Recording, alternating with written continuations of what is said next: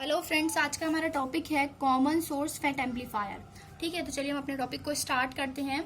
देखिए common source fat amplifier क्या होता है। देखिए, जो हमने आपको अभी इससे पहले वाली वीडियोस में फैट एम्पलीफायर पढ़ाया हुआ है, फील्ड इफेक्ट ट्रांजिस्टर क्या होते हैं। ठीक है, फील्ड इफेक्ट ट्रांजिस्टर मतलब फैट पढ़ाया हुआ है। ठीक है, तो वो जो फैट होता है हमारा, वो एक एम्पलीफायर की तरह भी वर्क करता है। ये हम आज आपको बताएंगे। ठीक है, देखिए इसमें क्या करते हैं हम, जो हमारा सोर्स टर्मिनल होता है, क्योंकि 3 टर्मिनल्स होते हैं, तो सोर्स टर्मिनल को हम इनपुट और आउटपुट दोनों ही सर्किट्स में कॉमन ले लेते हैं। ठीक है, जैसे हम कॉमन एमीटर कॉन्फ़िगरेशन में आप याद करें, हमने आपको कॉमन एमीटर कॉन्फ़िगरेशन जब पढ़ाया तो उसमें एमीटर टर्मिनल को कॉमन लिया हुआ था इनपुट और आउटपुट दोनों सर्किट्स में। ठीक है, तो उसी तरह से ये हमारा क्या होता है, फैट एम्पलीफायर होता है। उसमें हम किसको कॉमन ले लेते हैं, सोर्स टर्मिनल को कॉमन ले लेते हैं। और आपको पता ही है एम्पलीफायर का यूज क्या होता है। एम्पलीफायर क्या काम करता है, एम्पलीफायर काम करता है कि जैसे मान लीजिए हमने कम एम्पलीट्यूड के सिग्नल को अप्लाई किया, तो वो क्या करता है, हाई एम्पलीट्यूड के सिग्नल को हमें प्रोवाइड कराता है। ठीक है, जैसे आपने जब आप किसी भी माइक से बोलते हैं तो आपकी आवाज जो होती है, आपका जो वॉइस होती है, वो बहुत लो होती है, बट जो स्पीकर से सुनाई देती है, वो जो हमारी वॉइस होती है वो काफी लाउड होती है। तो ये कैसे हुआ कि हमारी जो वॉइस थी वो लाउड कैसे हो गई, वो होता है एम्पलीफायर। मतलब उसमें क्या होता है, एम्पलीफिकेशन का सिस्टम होता है कुछ, जिसकी वजह से हमारी वॉइस जो होती है वो लाउड होकर हमें स्पीकर से सुनाई देती है। तो वही वर्क हमारा, मतलब एक बेसिक सा आप समझने के लिए समझ लें कि एम्पलीफायर क्या होता है। उसी तरीके से हम जब कम सिग्नल का वोल्टेज अप्लाई करते हैं, सिग्नल अप्लाई करते हैं, तो हमें हाई एम्पलीट्यूड का सिग्नल प्राप्त होता है। ठीक है, आउटपुट में। तो ये वर्क होता है हमारे एम्पलीफायर का। तो जो हमारा फेट होता है वो हमारा एम्पलीफायर की तरह वर्क करता है। तो फेट का देखिए सर्किट सिंबल आपने फेट का तो यहाँ पे बनाया ही हुआ है। फेट में हम क्या करते हैं, सोर्स को इनपुट और आउटपुट दोनों में कॉमन रखते हैं। अब देखते हैं इसमें बाकी जो चीजें वो क्या वर्क करती हैं। इसमें देखिए इनपुट, जो हमारा इनपुट लोड है, मतलब RI इनपुट लोड पर जब हम इनपुट सिग्नल वोल्टेज अप्लाई करते हैं, EI मान लीजिए हमारा इनपुट सिग्नल वोल्टेज है, हमने इनपुट लोड पर अप्लाई किया।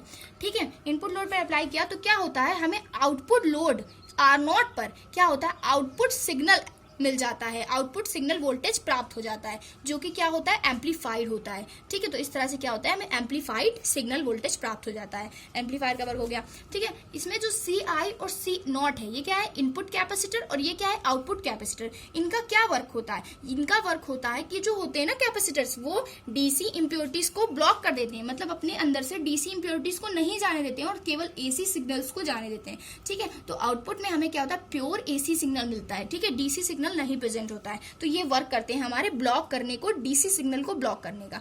ठीक है, अब क्या होता है, जो हमारे यहाँ पे RS और CS सर्किट आप देख रहे हैं, RS CS सर्किट का वर्क होता है हमारा, जब हमने कॉमन एमीटर कॉन्फ़िगरेशन आपको पढ़ाया था तो यहाँ पे हमने RE और CE सर्किट लगाया हुआ था, क्योंकि इसमें हमने एमीटर को कॉमन रखा था। बट इसमें हमारा क्या कॉमन है, सोर्स कॉमन है, तो हमने RS और CS सर्किट नाम दिया हुआ है। ठीक है, इसका वर्क वहां पे जो वर्क होता था वही यहाँ पे भी होता है। ठीक है, वहां पे भी हम इसकी प्रॉपर वाइसिंग के लिए इस सर्किट को यूज करते थे, यहाँ पर भी हम प्रॉपर वाइसिंग के लिए सर्किट को यूज करते हैं। ठीक है, और देखिए आउटपुट में हमें कितने, ये तो सारी चीजें हो गई कि ये क्या होता है, इससे क्या मिलता है, इन कैपेसिटर्स क्या होते हैं, ये RS CS सर्किट क्या है, ये सर्किट सिंबल है हमारा फेट का। ठीक है, और बाकी देखिए जो हमें आउटपुट है, आउटपुट सर्किट है, उसमें हमें कितना लोड मिल, रेसिस्टेंस कितना है, R0 एक रेसिस्टेंस, ये इसके पैरेलल में हमें, ये हमारा फेट है इसलिए इसके पैरेलल में हमें एक और रेसिस्टेंस मिलता है RD, जिसे हम क्या कहते हैं, आउटपुट और ड्रेन रेसिस्टेंस। ठीक है, ये दोनों ही रेसिस्टेंस हमें पैरेलल में मिलते हैं। ठीक है,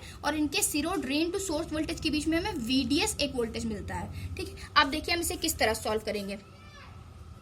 अब देखिए अगर हमें निकालना है, मान लीजिए ये एम्पलीफायर है, तो एम्पलीफायर में हमें कुछ ना कुछ, मतलब ये जो एम्पलीट्यूड है वो बढ़ के मिला है, तो हम गेन निकालते हैं। ठीक है, एम्पलीफायर की मदद से गेन क्या होता है, गेन हम अगर निकालेंगे तो क्या होता है, गेन बराबर होता है output load upon input load.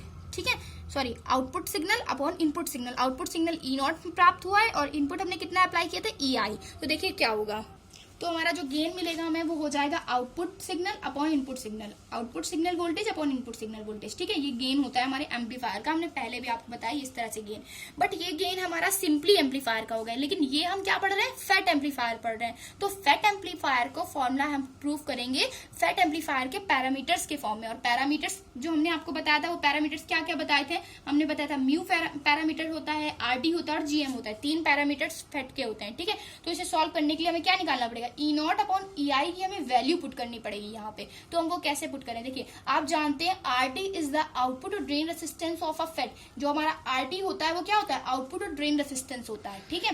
तो आर डी हम जानते हैं ई नॉट, देखिए ई नॉट की वैल्यू आप कैसे निकालेंगे, ई नॉट हमारा क्या है, आउटपुट सिग्नल वोल्टेज है, आउटपुट सिग्नल वोल्टेज है। तो आउटपुट सिग्नल वोल्टेज की वैल्यू कैसे निकालेंगे, output signal voltage E not की वैल्यू निकालने के लिए देखिए ई नॉट कैसे निकालेंगे, हमारा वोल्टेज है वी इज इक्वल टू क्या होता है आई आर। तो आई हमें तो आई डी हो जाएगी जो आउटपुट में मिलेगी, लेकिन आर रेसिस्टेंस कितना होगा, एक तो आर नॉट रेसिस्टेंस है, दूसरा इसके पैरेलल में मैंने आपको बताया आर डी एक रेसिस्टेंस है। तो आर नॉट और आर डी का पैरेलल में रेसिस्टेंस निकाल लेंगे। पैरेलल रेसिस्टेंस आप कैसे निकालते हैं, पैरेलल रेसिस्टेंस आप निकालते हैं, पैरेलल रेसिस्टेंस आप कैसे निकालें, आर नॉट और आर डी एक दूसरे के पैरेलल हैं अगर, तो पैरेलल रेसिस्टेंस पैरेलल रेसिस्टेंस की थ्योरम के अकॉर्डिंग देखिए 1 upon R is equal to क्या होता था, 1 upon R one plus 1 upon R two होता था। तो यहाँ पे आर रेसिस्टेंस कैसे निकालेंगे, आर वन कितना दे रखा है, मान लीजिए आर वन दे रखा है हमारा आर नॉट, ठीक है, आर टू कितना दे रखा है आर डी। तो यहाँ पे आर वन हमारा आर नॉट हो गया plus R two is equal to कितना हो गया आर डी।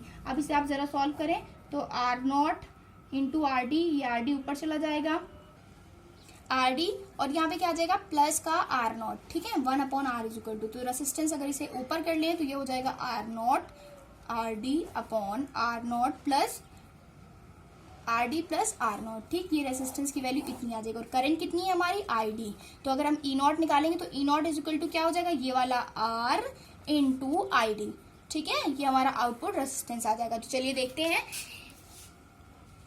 ठीक है। तो देखिए हमने क्या किया, आर डी और आर नॉट को पैरेलल रेसिस्टेंस निकाल के अभी आपको बताया इतना आया था, ठीक है, आई डी करंट का मल्टीप्लाई कर लिया तो ये हमारा ई नॉट निकला है, ठीक है। इसे इक्वेशन नंबर 2 मान लेंगे, फर्स्ट हमारी इक्वेशन ये थी, ठीक है। अब हम जानते हैं if gm be the mutual और transconductance of FET, gm हमारा क्या होता है, म्यूचुअल और ट्रांस कंडक्टेंस होता है, ये फेट का ही पैरामीटर होता है, ठीक है। तो जीएम इज इक्वल टू हमने आपको फॉर्मूला बताया था del I D upon del VGS at constant VDS, but यहाँ पे हम कॉन्स्टेंट नहीं लेंगे, सिंपली फॉर्मूला लिखेंगे तो ये फॉर्मूला रख दिया, ठीक है। आप जानते हैं देखिए वीजीएस हमारा क्या होता है, जो हमारा सर्किट होता था उसमें हम जो इनपुट में लगाते थे बैटरी वो होती थी वीजीजी, जो आउटपुट में लगाते थे वो होती थी हमारी वीडीडी, ठीक है। तो वीजीजी जो हमारी बैटरी होती थी उसके सिरों पर गेट टू सोर्स वोल्टेज के सिरों पर जो लोड हमें मिलता था वो होता था वीजीएस। तो वीजीएस हमारा क्या मान सकते हैं, हम इनपुट लोड मान सकते हैं, ठीक है। इनपुट लोड हमारा क्या है ईआई, तो हम वीजीएस की जगह पे क्या लिख सकते हैं ईआई, ठीक है। तो I D upon E I, G M is equal to इतना आ गया। देखिए हमने ये क्यों लगाया, हमने जीएम की वैल्यू क्यों फाइंड की, क्योंकि आपको पता है आपने देखिए एवी इज इक्वल टू इतना माना था, आपको ई नॉट अपॉन ई आई की वैल्यू निकालनी, ई नॉट अपॉन ई आई क्यों निकालनी, क्योंकि ये तो सिंपल एम्पलीफायर का गेन है, ठीक है। हमें क्या निकालना है, फेट एम्पलीफायर का गेन, फेट एम्पलीफायर का गेन हम फेट पैरामीटर्स के पदों में निकालेंगे, ठीक है। तो हमें ई नॉट अपॉन ई आई की वैल्यू रखनी है, तो सबसे पहले हमने ई नॉट की वैल्यू निकाली, ठीक है, इतनी आ गई। अगर हम आई डी का ऐसा मान रख दें जहां पर हमें ई नॉट ई आई मिल जाए तो ई नॉट अपॉन ई आई की वैल्यू हम निकाल के यहाँ पर पुट कर देंगे। इसलिए हमने क्या किया, सबसे पहले तो ई नॉट निकाल लिया और फिर आई डी की ऐसी वैल्यू निकाली, देखिए I D is equal to अब आप कर लेंगे जीएम इंटू ई आई, ऊपर ले आएंगे इसे आई डी की वैल्यू निकाल आएगी, ठीक है। तो हमने आई डी की ऐसी वैल्यू निकाली जिसमें ई आई आ रहा हो, ठीक है। तो अब ई आई डी की वैल्यू जब निकल आएगी ना तो इक्वेशन नंबर 2 में रख देंगे, ठीक है। तो चलिए देखते हैं, हमने I D is equal to क्या निकाला, जीएम इंटू ई आई, देखिए I D is equal to gm into E I, ठीक है। जीएम इज इक्वल टू आप जानते हैं हमने रिलेशन बताया था mu is equal to R D into G M, ठीक है। Mu is equal to R D into G M से हमने जब जीएम की वैल्यू रखी तो म्यू अपॉन आर डी आ गई, ठीक, ये हमारी आई डी, ये इक्वेशन नंबर 3 बन गई, ठीक। इक्वेशन 3 से वैल्यू उठा के हम रखेंगे इक्वेशन 2 में। इक्वेशन 2 क्या थी हमारी, ये थी E D is E naught is equal to I D into इतना, ठीक है। अब हमने जब आई डी की वैल्यू यहाँ से उठा के इसमें रखी तो E I into mu upon R D, mu upon R D आ रही, ठीक। इसे आर डी से आर डी हमारा कट गया, म्यू अंदर चला गया, mu R not upon R D plus R not E I. E I को अब क्या करेंगे, हम नीचे ले आएंगे, ठीक है। तो ई आई को जब हम नीचे ले आए तो हमारी ई आई ई आउटपुट अपॉन ई आई हमने बताया था इसी की वैल्यू हमें निकालनी है, E output upon E input is equal to इतना आ गया हमारा, ठीक है, इतना आ गया। अब इसकी वैल्यू हम कहाँ रख देंगे, इक्वेशन 1 में। देखिए इक्वेशन 1 ये थी हमारी, यहाँ पे हम ई नॉट अपॉन ई आई की वैल्यू रख देंगे, ए वी की वैल्यू हमारी निकल आएगी, ठीक है, A V is equal to इतना। तो ये किसके पदों में हमारा आ गया, म्यूचुअल, ये हमारा आ गया फेट पैरामीटर्स के पदों में आ गया हमारा जो गेन है। तो this is the voltage gain of a FET amplifier, तो इसे हम बोलते हैं voltage gain of FET amplifier, FET amplifier का voltage gain in the form of FET parameters, ठीक है। तो आई होप आपको ये समझ में आया होगा। पहले आप देख लें कि आपको अगर आप नोट्स बनाना चाहते हैं अच्छे से तो किस तरह से आप लिखेंगे, ओके। पहले तो आप हेडिंग डालेंगे कॉमन सोर्स फेट एम्पलीफायर, ठीक है। फिर ये थोड़ी लैंग्वेज लिखेंगे कि हम सोर्स टर्मिनल को कॉमन करते हैं, फेट एम्पलीफायर का यूज हम फेट का भी यूज हम एम्पलीफायर की तरह करते हैं, इसका यूज जो है कॉमन एमीटर कॉन्फ़िगरेशन की तरह इसका सर्किट बनाया जाता है, ठीक है। इतनी लैंग्वेज लिखने के बाद फिर आप ये बनाएंगे डायग्राम इसका, ठीक है, कॉमन सोर्स फेट एम्पलीफायर। फिर जो मैंने बोला डायग्राम की लैंग्वेज, डायग्राम से मैंने जो भी चीज बोली थी कि ई इनपुट क्या है, ई आउटपुट क्या है, हमारा आर नोड लोड हमारा है, सी इनपुट क्या है, सी आउटपुट क्या है, R S C S circuit क्या है, सारी चीजें यहाँ पे लिखी हुई मैंने, बिल्कुल क्लियर लिखा हुआ है, जो बोला है वही आप यहाँ पे लिखा है, स्क्रीनशॉट आप लेते हुए चलिए, इसीलिए मैं आपको नोट दिखा रही हूँ। फिर हमने जब इसका सोल्यूशन करा तो A V is equal to लिखते हुए देखिए मैंने सोल्यूशन करा, ई नॉट निकाला, फिर मैंने जीएम निकाला, तो जीएम किस तरह से निकाला, ठीक है। फिर जीएम से मैंने आईडी की वैल्यू निकाल ली, ठीक है। आईडी की वैल्यू मैंने जब रखी तो ई नॉट की वैल्यू आ गई हमारी, ई नॉट अपॉन ई आई की वैल्यू मैंने, ई नॉट की वैल्यू आने के बाद मैंने ई नॉट अपॉन ई आई की वैल्यू निकाल ली, ठीक है। ई नॉट अपॉन ई आई की वैल्यू इक्वेशन फर्स्ट में रखकर मैंने क्या करा, एवरेज गेन निकाल, सॉरी वोल्टेज गेन निकाल लिया, ठीक है, in the form of FET parameters, ठीक है। आई होप आपको ये वीडियो क्लियरली समझ में आई होगी। अगर आपको वीडियो पसंद आए तो प्लीज हमारे चैनल को लाइक, सब्सक्राइब और कमेंट करें। Thank you for watching.